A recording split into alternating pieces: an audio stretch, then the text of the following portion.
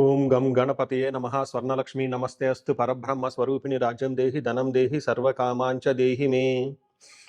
గణపతి మనందరికీ మంచి బుద్ధిని సిద్ధిని సక్సెస్ని ఇవ్వాలని చెప్పేసి కోరుకుంటూ, స్వర్ణలక్ష్మి అమ్మవారు మన అందరికీ చక్కగా బ్రహ్మ జ్ఞానాన్ని కలిగించాలని, తద్వారా మనం ప్రతిదాన్ని శోభాయమానంగా చూస్తూ ఎప్పుడు మనకి దుఃఖం అనేది లేకుండా ఉండాలని చెప్పేసి, ఎప్పుడు ఆనందభరితంగా ఉండాలని చెప్పేసి అమ్మవారిని కోరుకుంటూ, అమ్మవారిని అలానే మనందరికీ చక్కగా సమృద్ధిగా ధనాన్ని ఇవ్వాలని చెప్పేసి, భాగ్యాన్ని ఇవ్వాలని చెప్పేసి కోరుకుంటూ, అంతేకాకుండా మనందరికీ రాజ్యం ఖచ్చితంగా ఒక అథారిటీ, పవరు, స్టేటస్, ఒక దర్పం అవన్నీ మనకు అమ్మవారు ఇవ్వాలని చెప్పేసి కోరుకుంటూ, వీటితో పాటుగా సర్వకామార్థ సిద్ధి, మన మనసులో అనుకున్న ముఖ్యమైన కోరికలన్నీ చక్కగా నెరవేరాలని చెప్పేసి అమ్మవారిని మనం కోరుకుందాం.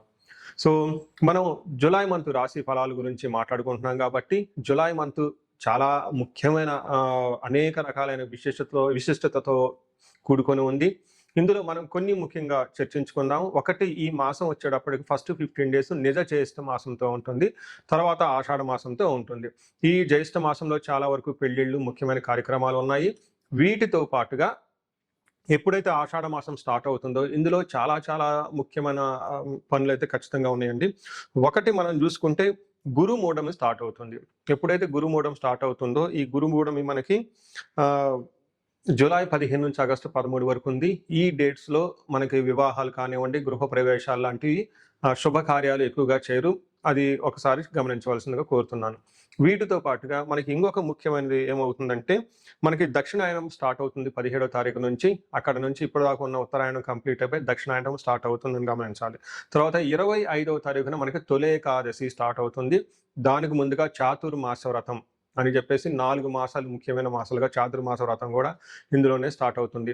ఇంకొకటి లాస్ట్ అండ్ ఫోర్మోస్ట్ ఇంపార్టెంట్, ఈ నెల 26వ తారీఖు నుంచి ఈ 14వ తారీఖు నుంచి 22వ తారీఖు వరకు మనకి మనకి ఆషాఢ నవరాత్రులు అని చెప్తారు.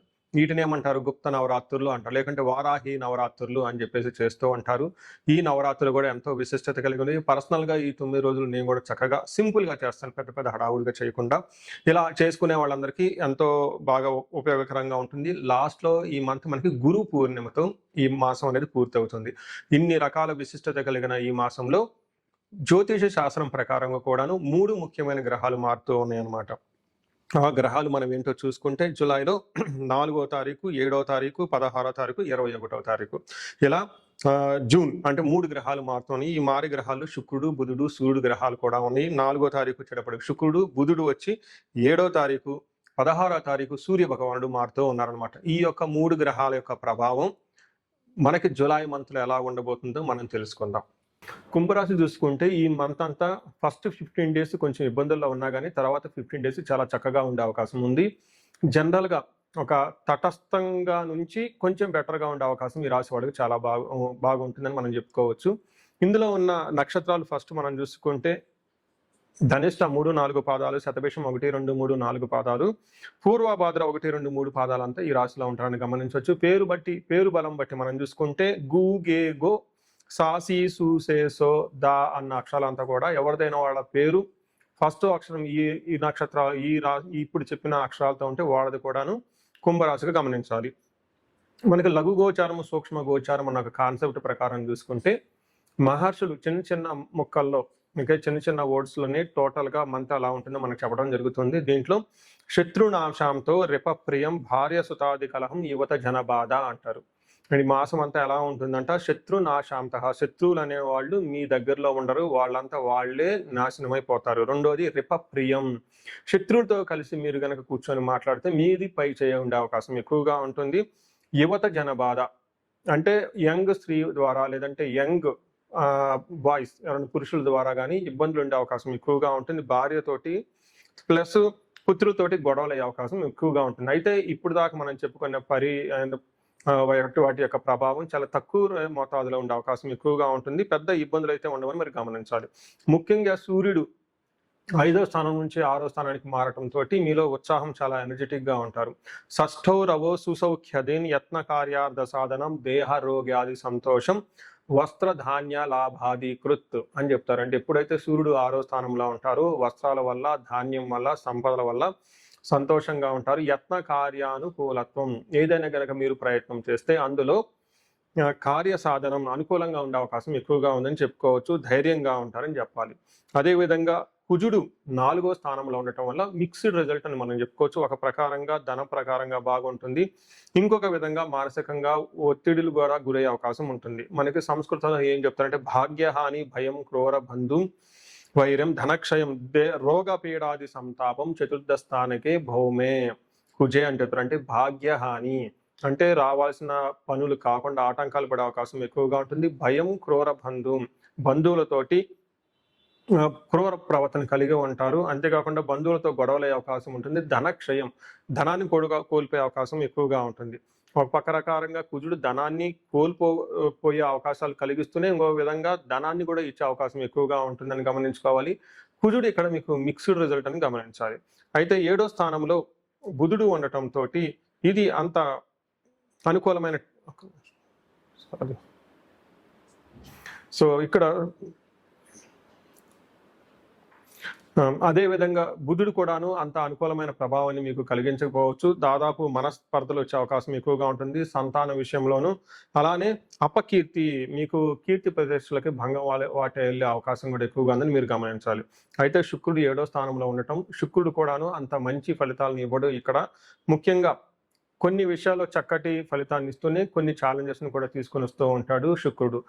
ఏ విషయాలు అనుకూలంగా ఉంటుందంటే ప్రేమ వ్యవహారాలు, రొమాన్స్, ప్లేజర్స్, షార్ట్ ట్రిప్స్, తర్వాత ఎక్కడికైనా వెకేషన్కి వెళ్తే వాటిలో బాగా కలిసి వచ్చే అవకాశం ఉంటుంది. కానీ 7వ స్థానంలో శుక్రుడు ఉండటం వల్ల కోపస్తదహ భీతి సర్వదా క్లేశ జీవనం స్త్రీ జాడ్యం మేహ రోగాది భృగో సప్తమగే ఫలితం అని చెప్తారు. ఎప్పుడైతే 7వ స్థానంలో శుక్రుడు ఉంటాడో కోపస్తదహ కోపం కలిగే అవకాశం ఉంటుంది. భీతి భయం కలిగే అవకాశం ఉంటుంది. సర్వదా క్లేశ జీవనం కొంచెం కష్టతరంగా ఉంటుంది. మీ యొక్క జీవితం అనేది అంత స్మూత్గా ఉండదు. అంతేకాకుండా స్త్రీ జాడ్యం స్త్రీలతో గొడవలు పడే అవకాశం ఉంటుంది. ఇన్ కేసు లేడీస్ ఉంటే జెంట్స్తో గొడవలు పడే అవకాశం ఎక్కువగా ఉంటుంది. కొంచెం వ్యాధులు లాంటి వచ్చే అవకాశం కూడా ఎక్కువగా ఉంటుందని చెప్పుకోవచ్చు. అంటే ఏ ప్రకారంగా బుధుడు పెట్టే ఫలితాలు శుక్రుడు పెట్టే ఫలితాలు సామాన్యంగా ఉంటాయి. ఇందులో చెప్పిన విధంగా పెద్దగా అయితే ఎక్కువ మోతాదులో ఉండగాని కొంచెం తక్కువగా మోతాదులో ఉండే అవకాశం ఉంటుంది. కుజుడు మిక్స్డ్ రిజల్ట్ని ఇస్తున్నాడు. సూర్యుడు వచ్చేటప్పటికి మంచి రిజల్ట్ ఇస్తూ ఉన్నారు. కాబట్టి ఒక రకంగా చెప్పాలంటే ఇది కొంచెం మీకు మిక్స్డ్గా ఉండే మంత్ అని మీరు గమనించుకోవాలి. కొంచెం జాగ్రత్తగా ఉంటే బాగుంటుంది. అయితే నక్షత్రం వారిలో కూడా మనం చెప్పుకోవచ్చు. ధనిష్ట నక్షత్రం వాళ్ళకి ధన ప్రాప్తి వచ్చే అవకాశం ఉంటుంది. జయప్రదంగా ఉంటుంది. బంధించబడినట్లుండే అవకాశం ఉంటుంది. అంటే మీకు ఫ్యూచర్ ఏంటి, ఫాస్ట్ ముందేంటి అనకేంటి ఒక ఆపర్చునిటీ వచ్చి ఉంటుంది. అది ఉంటే బాగుంటుందా, లేకుంటే తీసుకుంటే బాగుంటుందా, ఇండియాలో ఉంటే బాగుంటుందా, అబ్రాడ్లో ఉంటే బాగుంటుందా, లేదంటే వివాహం వీళ్ళని చేసుకుంటే బాగుంటుంది, ఇట్లా ఒక సందిగ్ధత కలిగే అవకాశం ఎక్కువగా ఉంటుంది. దీన్ని బంధనము అంటారు. అయితే నెగిటివ్ సైడ్లో కలహము, రోగము కూడా వచ్చే అవకాశం ఉంటుంది. గొడవలు అయ్యే అవకాశం ఉంటుంది. శతభిష నక్షత్రం వాళ్ళకి ధనప్రాప్తి బాగుంటుంది, జయప్రదంగా ఉంటుంది. ఇక్కడ కూడా వీళ్ళకి బంధనము, భయము, కలహము కూడా జరిగే అవకాశం ఉంటుంది. పూర్వభాద్ర నక్షత్రం వాళ్ళకి ఈ రాశి వాళ్ళకి జయప్రదంగా ఉంటుంది. ధనప్రాప్తి చక్కగా ఉంటుంది. వీళ్ళకి గొడవలు అయ్యే అవకాశం ఉంటుంది. బంధించబడినటువంటి పరిస్థితి ఉంటుంది. రోగప్రదంగా కూడా ఉండే అవకాశం ఎక్కువగా ఉంటుంది. హెల్త్ విషయంలో చాలా జాగ్రత్తగా ఉండాలి. సో వీటితో పాటుగా వేరే పెద్ద లత్తాలు అవేమి లేకపోవడంతో ఇప్పుడు దాకా మనం చెప్పుకున్న వ్యవహారంలో వీళ్ళకి ఒక సామాన్యమైన ఫలితాలు ఉంటాయి తప్పగా విశేషంగా ఫలితాలుండి ఇబ్బంది పెట్టే విధంగా ఫలితాలు అయితే ఉండవని గమనించాలి. ఈ రాశి వాళ్ళకి బంధనము అనే ఒక బుధుని వల్ల జరుగుతూ ఉండటంతో సరైన నిర్ణయం తీసుకోలేకుండా కన్ఫ్యూజన్లో ఉంటారు. కాబట్టి వీళ్ళు ఎక్కువగా విష్ణు సహస్రనామం చదవటం, విష్ణు ఆలయాలకు వెళ్ళటం బాగా జరుగుతూ ఉంటుంది. అంతేకాకుండా అనంత పద్మనాభ స్వామిని కనుక దర్శించుకున్నా, అక్కడ కొంచెంసేపు ధ్యానం చేసినా వీళ్ళకి విపరీతంగా కలిసి వచ్చే అవకాశం ఉంటుంది. ముఖ్యంగా అనంత పద్మనాభ స్వామి టెంపుల్ మనకి పెంజర్లాను కొత్తూరు జంక్షన్లో బెంగళూరు రోడ్లో ఉంటుంది, శంషాబాద్ దగ్గర. ఎవరైనా నేను పర్సనల్గా చాలాసార్లు విజిట్ చేశాను. మీరు కూడా ఎవరైనా ఒక్కసారి ఈ రాశి వాళ్ళు ఉంటే ఇలాంటి ఫీలింగ్స్ ఉంటే మంచికి చెడుకు ఎట్లా వెళ్తే బాగుంటుంది, లేదంటే ఎక్కడైనా సందిగ్ధత ఉండి లేదంటే కన్ఫ్యూజన్ పొజిషన్లో ఉంటే ఆ దేవాలయాన్ని దర్శించుకుంటే చక్కగా మీకు ఒక మంచి అవకాశాలు కనిపిస్తూ ఉంటాయి. నేను కూడా పర్సనల్గా విజిట్ చేశాను కాబట్టి ఈ రాశి వాళ్ళు ఒకసారి విజిట్ చేసి అక్కడ కూర్చొని మెడిటేషన్ చేస్తే చాలా కలిసి వచ్చే అవకాశం ఉంటుంది. సో ఇంతే కాకుండా ఈ రాశి వాళ్ళు కుజుని వల్ల గొడవలు వచ్చే అవకాశం ఎక్కువగా ఉంటుంది కాబట్టి సుబ్రహ్మణ్యేశ్వర స్వామి ఆరాధన, నాగులు కట్ట అంటారు. మనకి ఓడల్లో రావి చెట్టు దగ్గర, మర్రి చెట్టు దగ్గర నాగ పడిగలు ఉంటాయి. వాటికి అభిషేకం చేసినా, ప్రదక్షిణాలు చేసినా ఈ దోషం పోయే అవకాశం ఉంటుంది. కుజుడికి సంపూర్ణమైన శాంతులు, పూజలు చేపించుకుంటే ఇంకా చాలా బాగా కలిసి వస్తుంది. ఈ రాశి వాళ్ళకి ఈనాడు శని యొక్క ప్రభావం నుంచి బయటపడటంతో తిరునల్ల క్షేత్రాన్ని దర్శనం చేసుకున్న, కుంభకోణ నవగ్రహాలను దర్శనం చేసుకున్న, అంతేకాకుండా శని పిప్పలాద స్తోత్రాన్ని ప్రతినిత్యం చదువుకున్న చాలా చక్కగా ఉండే అవకాశం ఎక్కువగా ఉంటుంది. ఈ రాశి వారికి అష్టైశ్వర్యాలు కలగా అని చెప్పేసి నేను కోరుకుంటున్నాను. పరిహారాల్లో భాగంగా ఈ రాశి వాళ్ళు ముఖ్యంగా నేనేం చెప్తానంటేనండి, ఇది గోచార రీత్యం అంటే గోచార ఫలితాలు అని చెప్తూ ఉంటారు. అయితే మీ ఇండివిడ్యువల్ యొక్క జన్మరాశిలో చూడటం కూడా చాలా ఇంపార్టెంట్. ఈ గోచార రీత్యాలతో పాటు మీకు ఇండివిడ్యువల్గా ఉన్న దశాభుక్తి ఏంటి, ఏమైనా శాపాలు ఉన్నాయి, ఏమైనా గ్రహ దోషాలు ఉన్నాయో జ్యోతిష శాస్త్రంలో ప్రకారం ఎనాలిసిస్ చేసుకోవడం చాలా ఇంపార్టెంట్. ముఖ్యంగా ఎవరికైతే ఏజ్ 40 years +or-5 years ఉంటుంది, అంటే 35 to 45 years ఏజ్ ఉండి మధ్యలో మీకు ఎక్కడైనా కనుక కెరీర్లో గ్యాప్ వచ్చినా, లేదంటే అనుకున్న పనులు కాకపోతున్నా, మధ్యలో స్టాగ్నేటెడ్గా అనిపించినా, లేదంటే ఏదైనా ఒక గందరగోళమైన పరిస్థితి, కయోటిక్ పరిస్థితుల్లో మీరు ఇన్వాల్వ్ అయ్యారు, తెలవకుండా అవుట్ ఆఫ్ యువర్ కంట్రోల్ వెళ్తూ ఉంది అనుకుంటే ఖచ్చితంగా మీ జన్మ జాతకం చూపించుకోవడం చాలా చాలా ఇంపార్టెంట్. ఎందుకు అంటే మనకు మోడర్న్ సైకాలజీలో, మోడర్న్ సైన్స్లో ఇది మిడ్ లైఫ్ క్రైసిస్ అంటారు. కానీ జ్యోతిష శాస్త్రం దీనికి చాలా విధాలైన పరిష్కారాలను చూపిస్తుంది. ఈ టైంలో 2 ముఖ్యమైన విషయాలు జరుగుతూ ఉంటుంది. అలా మీ గ్రోత్ కనుక ఆగిపోయి ఉంటే, ఫస్ట్ మీకేమైనా శాపాలు ఉన్నాయా, ఆ శాపాలు ఈ టైంలో యాక్టివేట్ అయ్యా అని చూసుకోవాలి.